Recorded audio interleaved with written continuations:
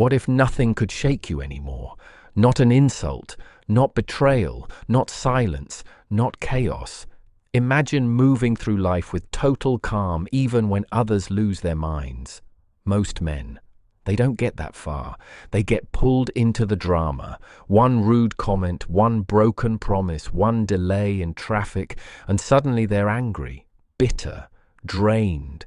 Not because the world is cruel, but because no one ever taught them how to master their emotional reactions. But the Stoics, they knew something we've forgotten. Power belongs to the man who stays calm under pressure. Mental strength isn't about barking back. It's not about out-shouting your enemy. It's about one-word control. And real self-control begins with one unshakable truth. You don't have to react. In this video, you're going to learn how to develop that kind of stoic emotional control, how to stop letting people push your buttons, and how to protect your peace like a man who answers to no one's chaos. You'll learn why lowering expectations doesn't make you weak, it makes you wise. Why silence isn't surrender, it's strategy. Why your emotions aren't the enemy, but your response to them can be. If you've ever felt like your calm gets mistaken for weakness, or like the world keeps knocking you off balance, you're not alone. But that changes today. This isn't some motivational pep talk. This is a shift, a transformation. So stay with me, because what you're about to hear might completely change the way you respond to everything. And if this message speaks to something inside you, like the video, subscribe, share it with someone who needs this reminder, because real strength isn't loud, it's steady. And from this moment forward, nothing and no one gets to control your peace again. 1.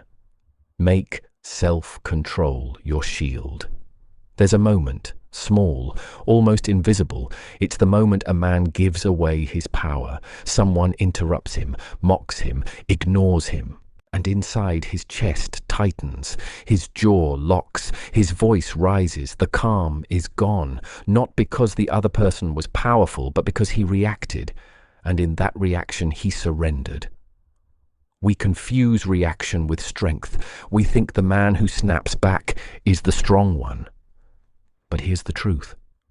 Power isn't in the noise, it's in the silence you choose.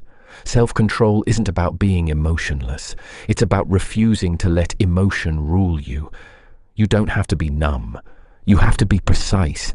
Anger is instinct. It's fast, loud, hot, reckless.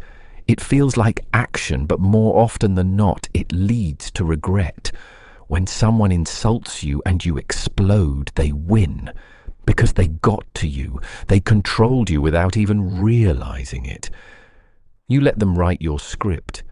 A man who's easily provoked is a man without walls, no defenses. His emotions are public property. Anyone can walk in, press a button, and own him for a moment. But imagine another man. He hears the same insult, but nothing shifts. His breathing stays steady. His gaze stays calm.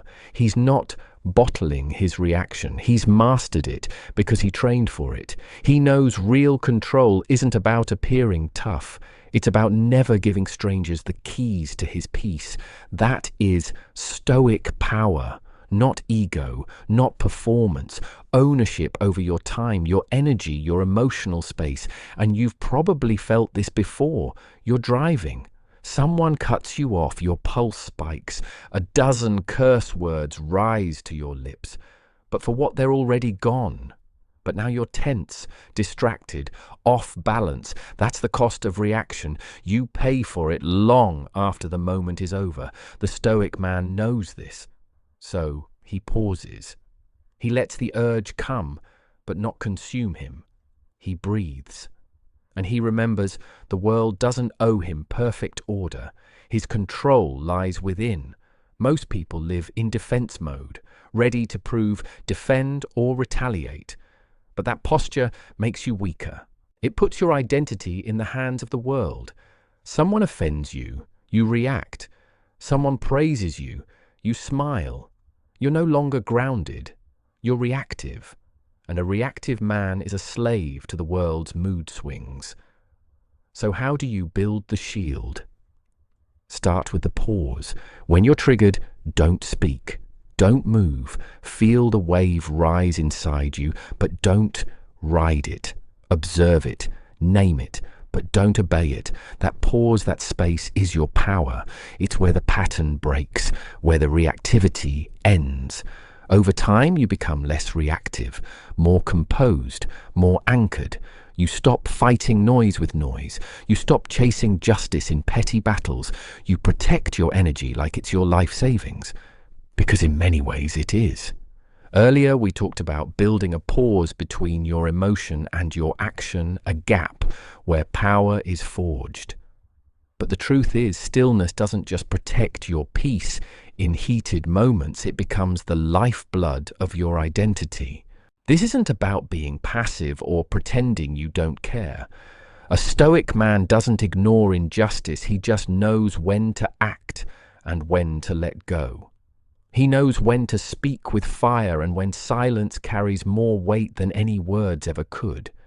He chooses his battles strategically, intentionally. And when he does engage, he does so with clarity, not with heat. You don't need to prove your strength, you need to own it.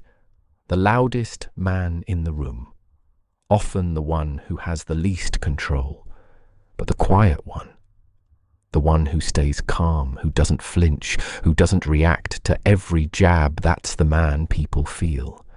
That's the man people respect. So from this moment forward, let your first instinct not be to react, but to remain still. Let that stillness become your habit.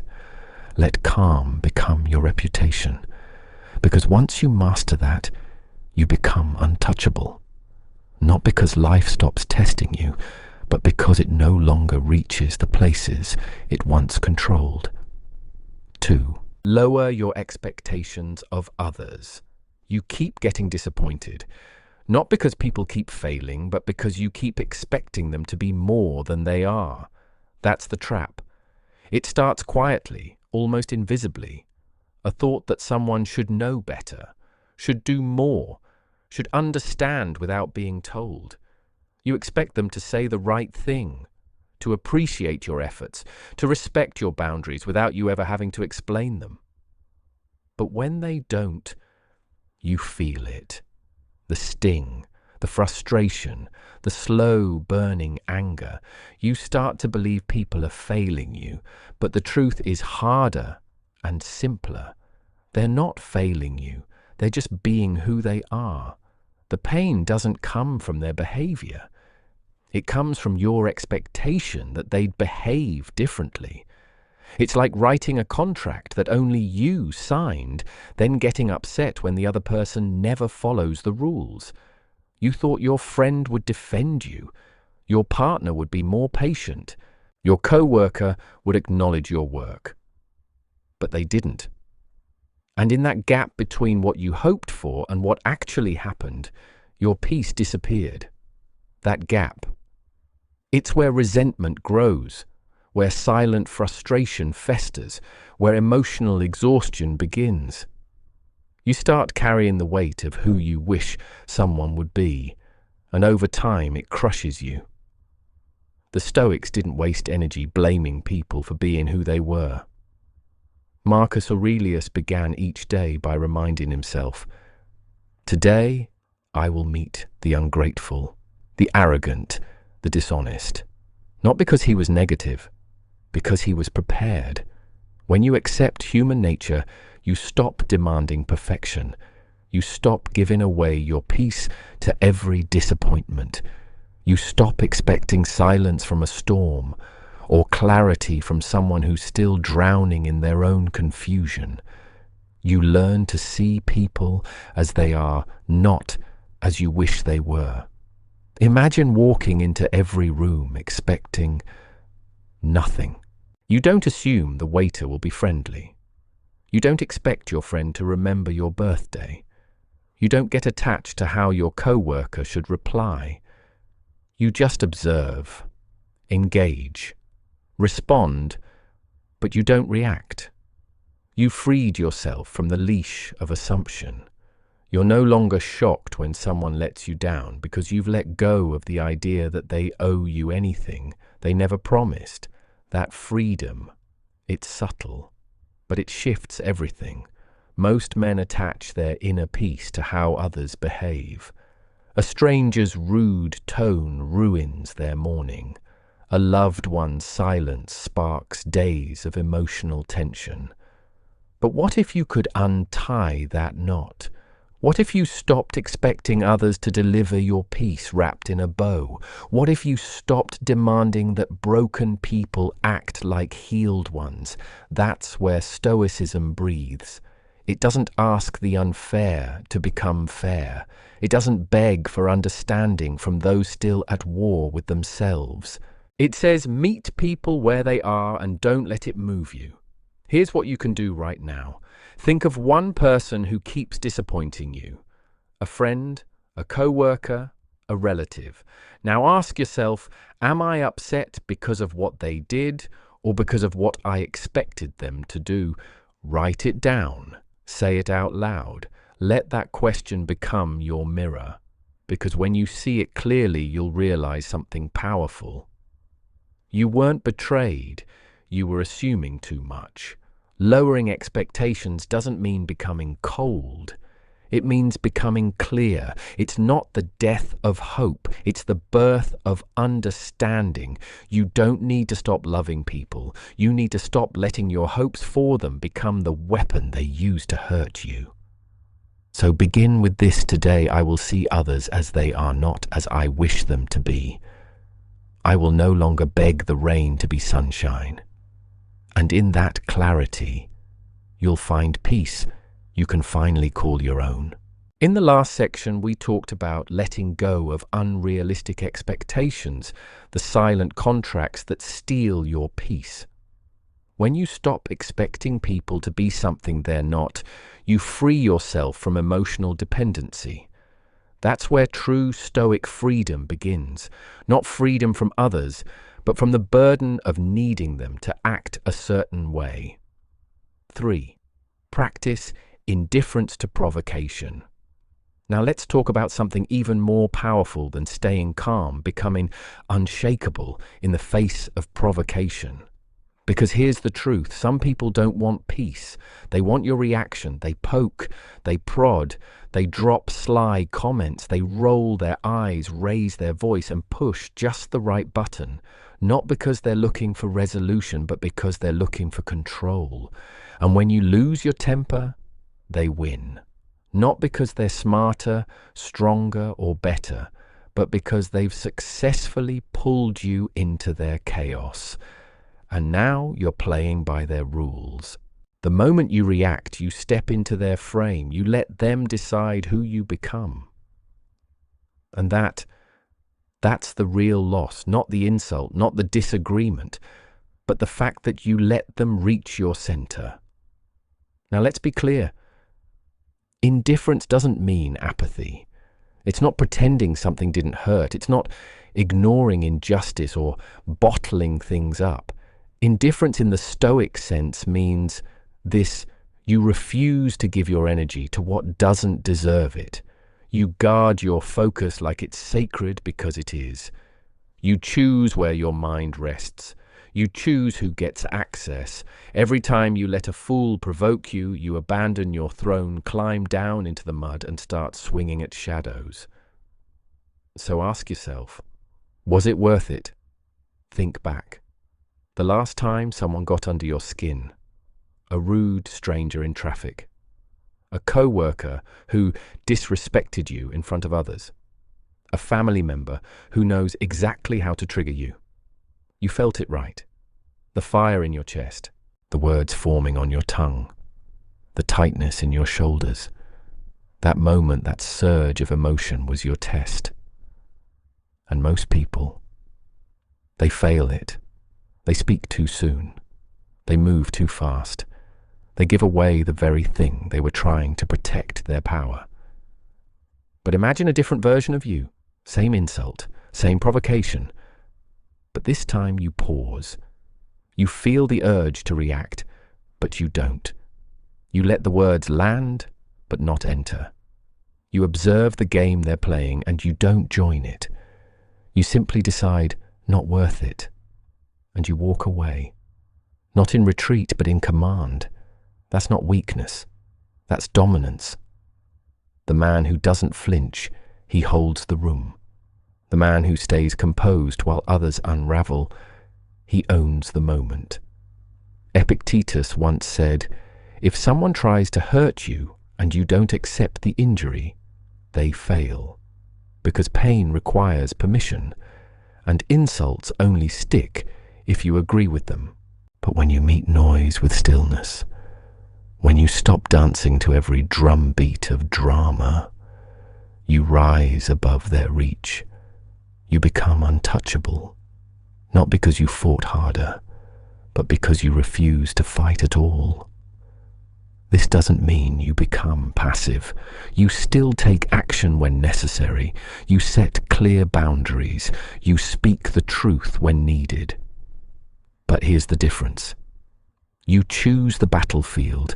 You don't get dragged into every petty war. You don't explain yourself to people who are committed to misunderstanding you. You don't argue with noise. You simply walk through it. That's stoic emotional strength in action. That's what real calm looks like under pressure. Here's a challenge you can start today. The next time someone tries to provoke you, pause for just 3 seconds. That's it. In those 3 seconds, feel everything. Say nothing. Do nothing.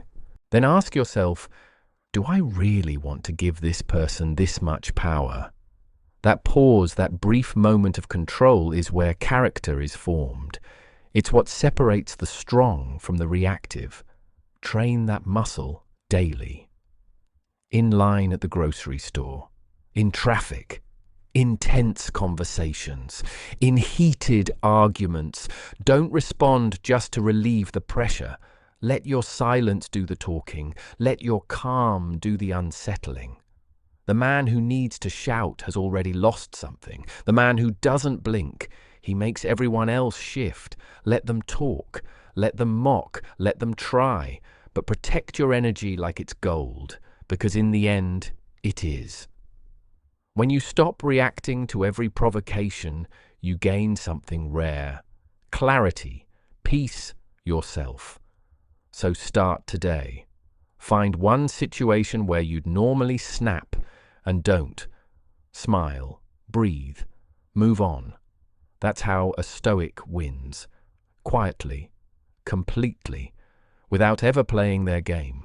In the last section, we talked about holding your ground in the face of provocation, pausing instead of reacting, refusing to hand your power over to those who seek to pull you down. Now let's take that discipline one step deeper into the moments that truly shape who you are. 4.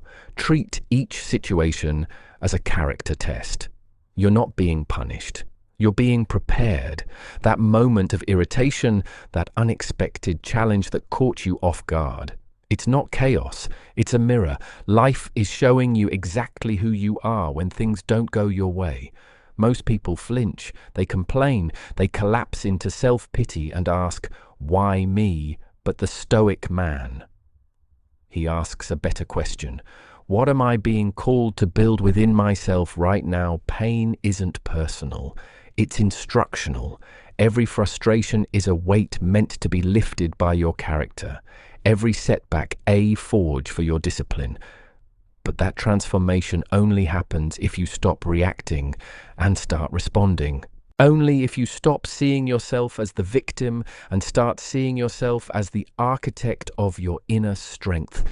The world won't suddenly become easier, but you get stronger, you get sharper, you get ready. When someone disrespects you at work, when your partner snaps without warning, when your plan unravels right at the finish line, you're not being targeted, you're being tested. You're standing in the gym of life and you have 2 choices. Let that moment shrink you, or let it sharpen you. Most men choose anger and blame, but the Stoic, he breathes, he observes, he learns, and then he chooses, I will not waste this pain. The truth is, ease doesn't shape character. Pressure does. It's not the soft days that mold you. It's the uncomfortable ones. That hard conversation, that painful betrayal, that delay you didn't see coming. They're not blocks in your path. They are the path. But you'll only see it that way when you stop running from discomfort and start using it. As Marcus Aurelius wrote, the fire turns what it consumes into flame. That's not poetry. That's training. The very thing that was meant to break you becomes fuel to build you. It's easy to be calm when the world cooperates. It's easy to be kind when others are kind. But what about when life slaps you in the face? What about when someone yells at you, when your pride takes a hit, when everything you planned starts to fall apart? That's the moment of truth. That's when your values are no longer just ideas, they're put to the test. That's when strength matters most, not in comfort, but under pressure. And the man who can hold himself together under pressure, that's the man who can walk through anything. So don't wait for life to get easier. It won't. But you can change the way you see difficulty, not as a disruption, but as an invitation. You're being invited to meet a stronger version of yourself, and you don't need a perfect life to do that. You just need to treat every uncomfortable moment like a training ground, even the small ones, especially the small ones. The cold stare, the delayed message, the unexpected traffic jam. That's where the real work happens, quietly, consistently, intentionally. Here's how to apply it. The next time you feel frustration rising, catch it early. Don't run from it, don't suppress it. Name it, then ask, what is this shaping in me? And choose your response on purpose. Will you raise your voice and lose control? Or will you stand still and build endurance? Will you argue just to release pressure? Or will you train your ability to remain composed? Strength isn't something you just switch on. It's something you practice in moments just like this, not by pretending you don't feel, but by choosing not to let what you feel own you. You're allowed to struggle, but you're not required to collapse. You're allowed to feel the fire, but you're capable of turning that fire into fuel. So the next time life pushes back, don't take it as an insult. Take it as your opportunity, your personal invitation to train something no one else can see. Your character, your command, your quiet power. In the last section, we talked about discomfort as a doorway, not a disruption to your growth. But to truly step through that doorway, you need to build something deeper, the ability to observe your emotions without obeying them. 5. Observe emotions without letting them rule. You feel it begin. Your jaw tightens, your chest constricts, your heart kicks faster. That's real. But what happens next? That's where everything changes. Instead of snapping, you pause. Instead of striking back, you breathe. And then you name it. This is anger. I feel it. But I will not act on it. In that moment, you've just broken the chain. You've taken the wheel back. And most people, they never even realize they had one. They live in reaction mode. They believe that if a feeling arrives, it must be expressed immediately and loudly. But Stoic practice teaches the opposite. Between stimulus and response, there is a space. And in that space, you reclaim control. That's where real emotional strength is built. Not in pretending nothing touches you, but in standing still while the storm rages inside. To do that, you must develop awareness, not judgment, not denial, just observation. A thought shows up. You don't grab it. A feeling rises. You don't let it hijack the mic. You watch it. You name it. You hold space. And in that space, you create distance. And in that distance, you find power. Too often we act before we think, then blame the world for the damage we caused with our own unchecked emotions. But the real chaos, it wasn't outside, it was inside. Inside your mind where something stirred, and you never paused to question it. When you give your emotions the microphone, your values are silenced.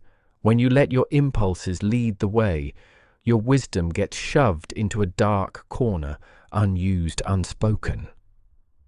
A stoic man reverses that order. He sees the fire but chooses not to burn. He feels the sting but refuses to strike because he knows strength isn't in the force, it's in the restraint. And restraint, it's not weakness, it's clarity. It's the quiet command of a man who has learned to wait, watch, and then choose. You can start practicing this any time. It doesn't take a ceremony, just a moment. At work, when frustration rises. At home, when disappointment hits. When you're tired. When you're pushed. When your old patterns whisper, say something. Do something. Snap. Instead, pause. Before you speak, pause. Before you act, check in. Ask yourself, how do I feel? But more importantly, what do I want to build with this feeling?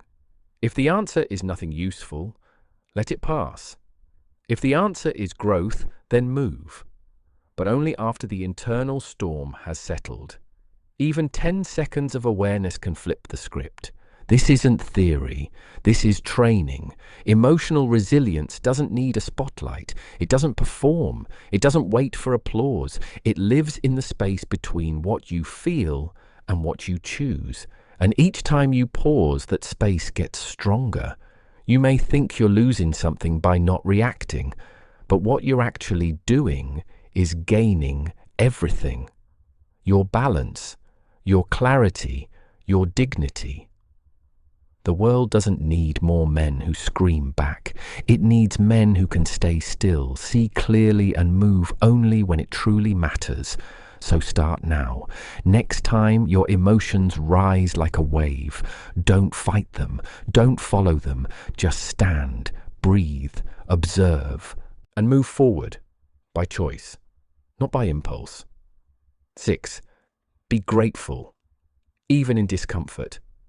It's easy to be grateful when life is smooth, when the sun is shining, when the coffee is hot, when plans go as expected.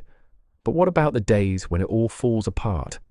When the morning begins with bad news? When someone you trusted disappoints you? When traffic swallows an hour of your life? What do you do then? Most people complain. They replay the moment over and over. They search for someone to blame. And with every complaint, they fall deeper into bitterness. But the Stoic doesn't dig. He rises because he knows gratitude isn't reserved for comfort. It's a tool for clarity. To be grateful in pain isn't to pretend it doesn't hurt. It's to recognize that even in pain, there's an invitation to grow. Inside discomfort lives opportunity. A moment to stretch your patience. A test for your endurance. A challenge to your ego. A sharpening of your humility.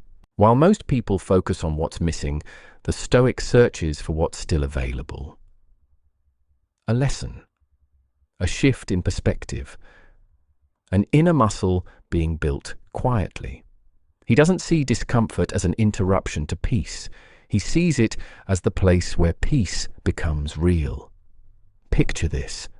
You're in a long line. You're late. Your phone is buzzing. Nothing's moving. You feel the urge to sigh, complain, snap. But instead you breathe. You glance around. You tell yourself this too can teach me. Suddenly it's not just a line, it's a training ground. You're not wasting time, you're building tolerance. That shift, that single choice to reframe the moment, that's where emotional strength is forged. Most men avoid discomfort. They chase convenience. But all that creates is softness, not strength. You grow when life pushes back and you choose to lean in. You stop asking, "Why is this happening to me?" and start asking, "What is this frustration revealing about me?" In the last section, we reframe discomfort not as something to resent, but as something to respect, a place where growth quietly begins. Now we deepen that mindset by turning even irritation into instruction. That one question, what is this moment revealing in me? It turns irritation into insight. And the second, you can look at a frustrating moment and say, thank you for showing me what still needs work. You've already taken your first step into true resilience. Seneca once said, a gem cannot be polished without friction, nor a man perfected without trials. That's not poetry. That's not metaphor. That's reality. Growth doesn't come from ease. It comes from resistance, but only when you meet that resistance with the right mindset. And that mindset is gratitude. Not gratitude for injustice, not for cruelty or failure, but for the opportunity to respond better than you did before. That's the shift. You stop asking life to be easier. You start asking to be stronger. And suddenly, every hard moment becomes a direct response to that request. Gratitude transforms into a strategy. You use it to reprogram how you experience setbacks. It doesn't mean you like what happened. It means you refuse to waste it, pain included. So here's your daily practice. At the end of each day, take one moment that annoyed you, just one small irritating scene. Then ask yourself, what did this moment allow me to practice? Did it stretch my patience? Did it challenge my ego? Did it remind me to pause, breathe, and stay centered? That is your gratitude. Not the event itself, but the growth it allowed. Write it down. Speak it aloud. Let it reframe how you meet tomorrow. Most people live in reaction. The Stoic lives in refinement. He doesn't chase comfort. He trains for clarity. And when pain arrives, he greets it not with panic, but with stillness. He doesn't welcome every situation, but he refuses to walk away from any situation without gaining something from it. So, don't do this once a week. Do it every day. Plant gratitude exactly where it hurts. Water it where it's missing. And then watch what happens. You won't become some fake optimistic cheerleader. You'll become something far more rare, a man with real emotional independence. This kind of gratitude doesn't just help you survive the moment, it helps you own the moment. It makes you calm while others are chaotic, focused in the noise, and quietly more alive than anyone else around you. 7. Use time perspective to shrink problems. Here's another powerful shift. A small fire feels enormous when your face is pressed up against the flame. But take a step back, and it's nothing but a flicker. That's what time does to problems. It doesn't erase them. It shrinks them. Not by changing the event itself, but by changing how you view it. What feels overwhelming today often becomes forgettable tomorrow. But most people never gain that distance. They stay too close, too zoomed in, pressed against every irritation, insult, and delay, burning in moments that could have passed if they had just paused. Time perspective is the Stoic's scalpel. It cuts through the illusion that now is everything. It teaches you to ask better questions. Will this still matter in a month, in a year, in 5? And suddenly, that sarcastic comment, that cancelled plan, that missed opportunity, they all lose their weight, because most of what shakes us isn't permanent. It's passing, and a mind that knows how to wait doesn't suffer twice. You miss a flight, you lose a deal, someone forgets to say thank you. Your heart races, your mind races faster. You start building stories, rehearsing responses, fueling resentment. But what if you paused? Not to deny the moment, but to look beyond it. What if you whispered to yourself, "This will pass. I won't even remember this a year from now"? That single thought. It's not just calming, it's a mental detox. It drains the poison right out of your emotion, not by force, but by framing. The mistake most men make. Believing urgency equals importance, so they treat everything as critical. Every argument feels final. Every mistake feels fatal. But urgency lies. And the Stoic knows that. He doesn't rush into battles that time would dissolve on its own. He saves his energy. He knows which pain to face and which pain to simply outlast. That's not indifference, that's discipline. Imagine standing in the middle of a storm. The rain is pounding. The wind is howling. You can't see clearly. Everything feels chaotic. But then you close your eyes. You take a step back. And suddenly you're not inside the storm. You're watching it. That's the power of time perspective. It doesn't remove the storm, but it removes you from being swept away by it. In the last section, we learned how time can dissolve even the heaviest emotions. By stepping back, by zooming out, we see things for what they are, temporary, not permanent. That shift in perspective doesn't erase discomfort, but it redefines your relationship with it. Picture this. You're soaked in a storm, cold rain pounding your skin, wind in your face. You're shivering, frustrated, angry at the sky. But then someone leans over and says, "It'll pass in 5 minutes." What happens? You stop panicking. You stop resisting. You wait. That's what perspective does. It gives you the strength to hold your ground, not because it's easy, but because you know it's temporary. You suffer more when you believe storms are forever. But the wise man knows they rarely are. Seneca reminded us, we suffer more in imagination than in reality. And when you apply time to pain, you shrink the imagination's grip. You soften its hold on your spirit. That quiet insult, forgotten by next week. That failure, a stepping stone by next year. That heartbreak. Just a memory, its edges dulled, no longer cutting. And when you know that deeply, you stop bleeding from emotional paper cuts. Here's a simple but powerful practice when something upsets you. Don't ask, "Why is this happening to me?" Ask instead, "How long will this truly matter?" Then answer honestly. You'll often find the truth is shorter than your reaction. And that moment, that's your signal to release it. Because releasing isn't weakness, it's wisdom. Let the emotion rise, feel it fully, but don't build your identity around it. Don't turn a passing moment into a permanent scar. Let time carry it away while you stay rooted, still, strong.